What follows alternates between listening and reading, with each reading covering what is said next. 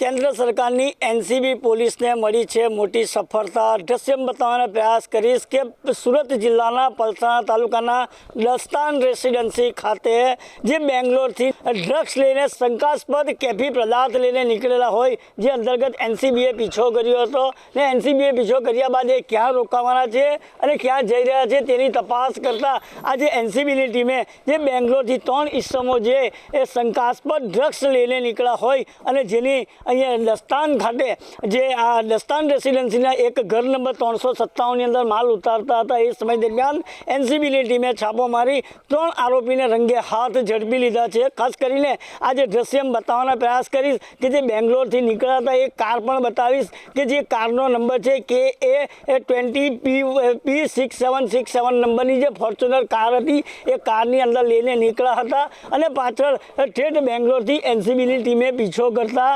સુરત જિલ્લાના પલસાણા તાલુકાના દસ્તાન રેસિડેન્સી ખાતે જે એ લોકો 357 નંબરના ઘરની અંદર રોકાયા હતા ત્યાં આ છાપો મારીને 3 આરોપીને ઝડપી પાડ્યા હતા। આ 3 આરોપી રાજસ્થાનના બિશ્નોઈ ગેંગના હોવાનું પણ બહાર આવવા પામ્યું છે અને ખાસ કરીને જે 357 નંબરનું ઘર છે એ યુપીના એક ભાઈ માળી છે તેનું પોતાનું માલિકીનું ઘર છે। માલિકીના ઘરની અંદર બુકિંગ ઓફિસની અંદર ચાવી પડી હતી અને જે ચાવીનો ઉપયોગ આ બુકિંગ ઓફિસમાંથી કરીને અન્ય ઇસમને ભાડા આપી દેતા આ સમગ્ર મામલો પણ પ્રકાશમાં આવવા પામ્યો હતો। ઘર માલિકને પોતાને ખબર નથી કે મારું મકાન કોને ભાડા આપવામાં આવ્યું હતું। હવે એ દિશામાં પણ ઊંડાણપૂર્વકની હાલ આ એનસીબી અને સ્થાનિક પોલીસની મદદ લઈને હાલ તપાસનો ધમધમાટ શરૂ થવા પામ્યો છે।